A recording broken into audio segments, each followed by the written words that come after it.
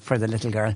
0818 103 103. Now, survivors of Besborough Mother and Baby Home want the government to order a detailed examination of the grounds at the former institution to search for the remains of children who died there. In advance of the 10th annual commemoration for the babies who died in Besborough, I'm joined by Carmel Cantwell, who is one of the organisers. Good morning to you, Carmel. Good morning, Patricia. And you're very welcome to the programme. And I will talk about the commemoration that you've organised for next weekend in a moment. But firstly, we know that over 900 babies died in Besborough. Do we know, though, how many known graves there are for the 900? Well, the Commission of Investigation said that there were 64 children accounted for. So that we do know that 56 of them were buried in St Joseph Cemetery in the 20s in the poor ground.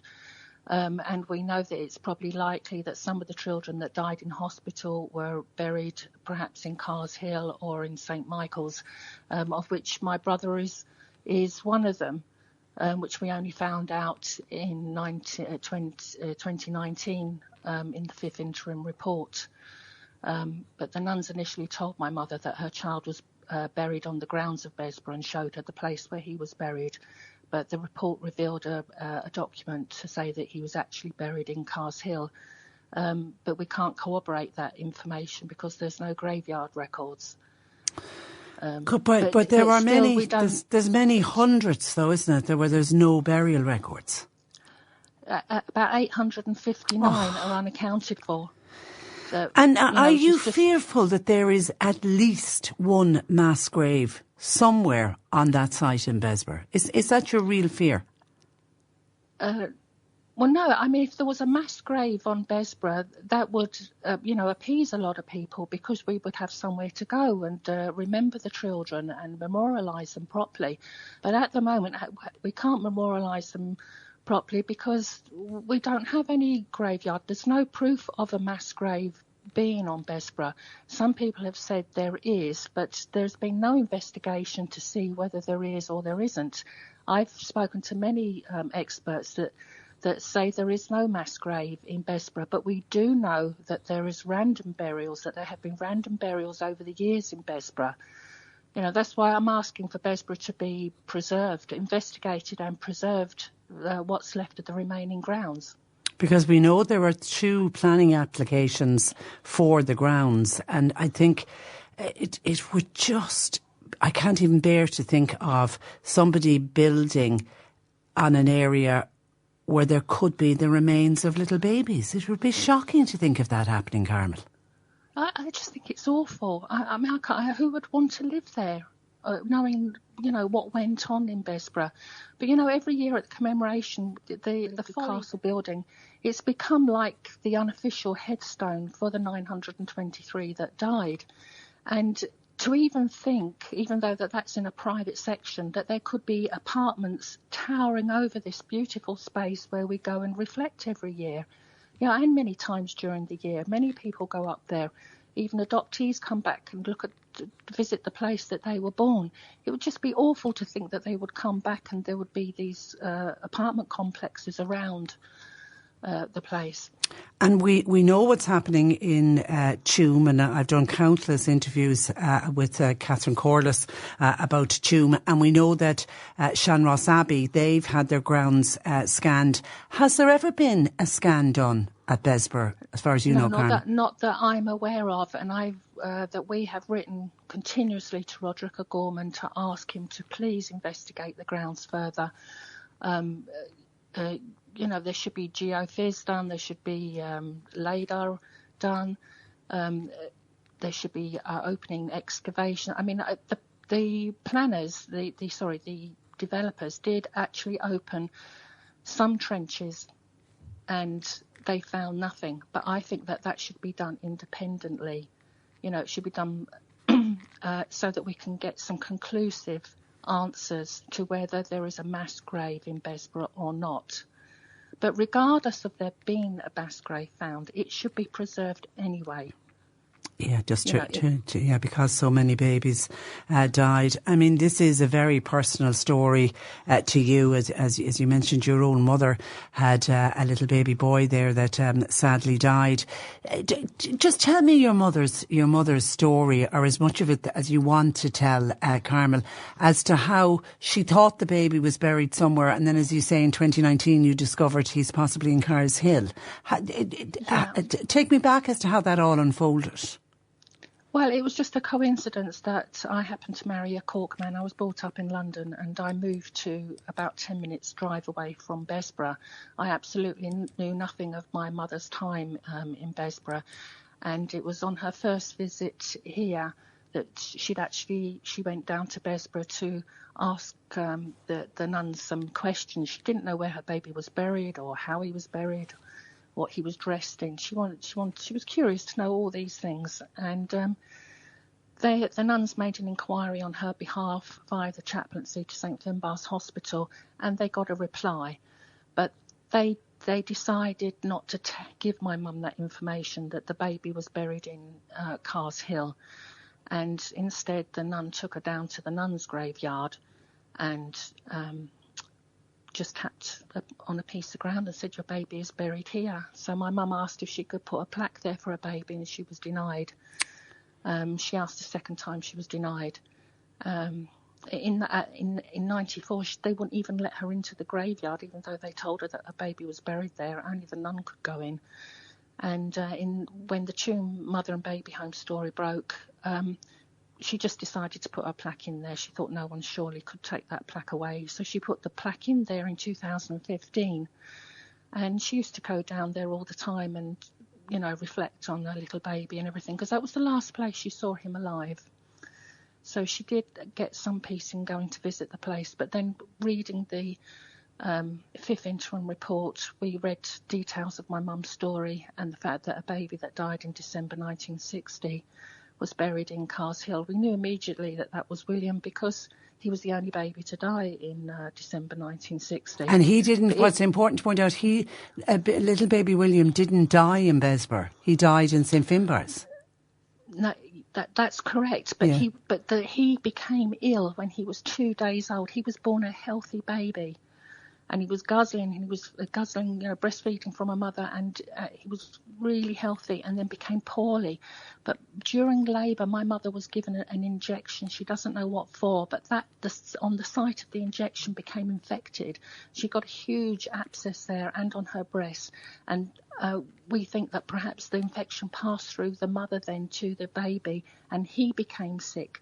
And this little baby was withering in front of my mother's eyes, and she was pleading for them to please get him some medical attention, and they refused. But and she was separated from him. He was taken to a different room. She became very poorly herself. She thinks that she nearly died. She remembers a nun coming around and lifting up her eyelids to check that she was still alive. And when the baby was 19 days old, then he was taken to St Finbarr's. But we maintained that if he was given an antibiotic immediately, he would probably be alive today. And then, how long did he spend in hospital? How long after that was? It was another 19 days. So he was just shy of 6 weeks when he died. So he was a little fighter. Yeah. How did your mother find out that he'd passed away? She was matter-of-factly told, she was still in the home, she was matter-of-factly told that her baby had died and was already buried. And when we received this letter in 2019, that was a lie too, because the baby was in the morgue for 11 days. So my mum's heartless. So she could have gone and seen her baby. It's also heartless. And then do you know where in Cars Hill William is buried? Not one clue. People were congratulating us then. Oh, you know where the baby's buried now. But you go up to Cars Hill, and actually there's a very poignant photograph of my mother in Cars Hill, where it's just one big field. There's the cross in the middle. There's not one marker for one grave, and there's 30,000 souls buried there from the famine times. And she was looking around this field for any evidence of any burials, and was none. Should God help her? We still don't have a grave. And your mum is still with us, thankfully. She is, yeah, she is. She's coming over she's been very sick for the last few years, and she hasn't been in Ireland for 5 years, but she's coming over in June for the commemoration. And she just wants to know where her little baby William is buried. That's all she wants. Well, I think we've got as much information as we can about that. But what she wants now, because she never got what she wanted from the Commission's report, that was some kind of accountability and some recognition that the baby was neglected. So she's been trying for the last 3 years to get an inquest held. She was refused twice by the Cork City coroner. And then we got a medical report by an neonatologist from Scotland. And based on that report, we took the coroner to the High Court, and the judge gave us leave to take a case against the coroner. Then the coroner decided all of a sudden that it wasn't his jurisdiction in 1960, and has handed the baton on to the Southern Cork coroner, who is taking his time, and time that we probably don't have. Well, for your mum. Tell me about the commemoration. It is on Sunday week, the 23rd of June, and it's the 10th one, I believe. Yes. Tell me what happens at it. First of all, we remember those that died. We have the names of the babies printed out and on display. We remember all those that have passed through Besborough. We have speakers, guest speakers. This year we have Professor Mairead Enright, and the theme will be about the redress because that's current at the moment. We will have other speakers. We'll have an adoptee. We'll have a mother. And we'll have a singer. And, it's about laying flowers, reflecting, remembering all our Besborough friends that have also died. And really, that's just what we keep going to kind of highlight that there's so many children that did die, and they haven't been recognised. For decades they weren't recognised.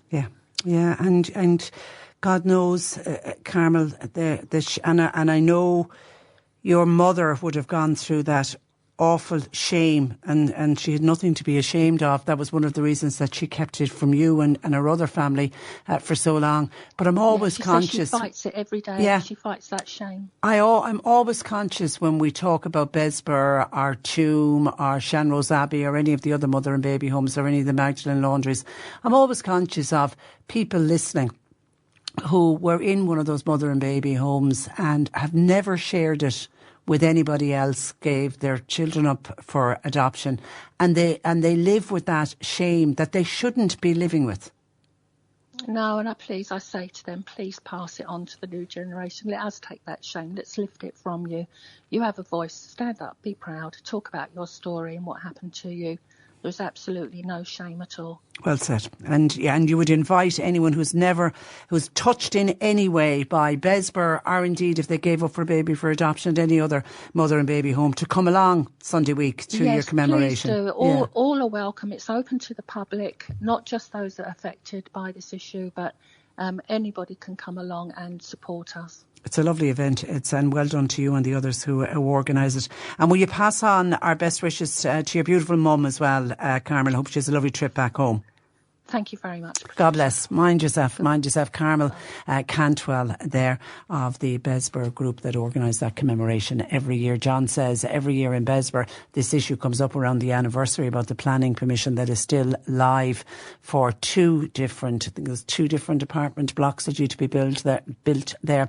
John reckons one way to sort this out for once and for all is to turn the site into a public park.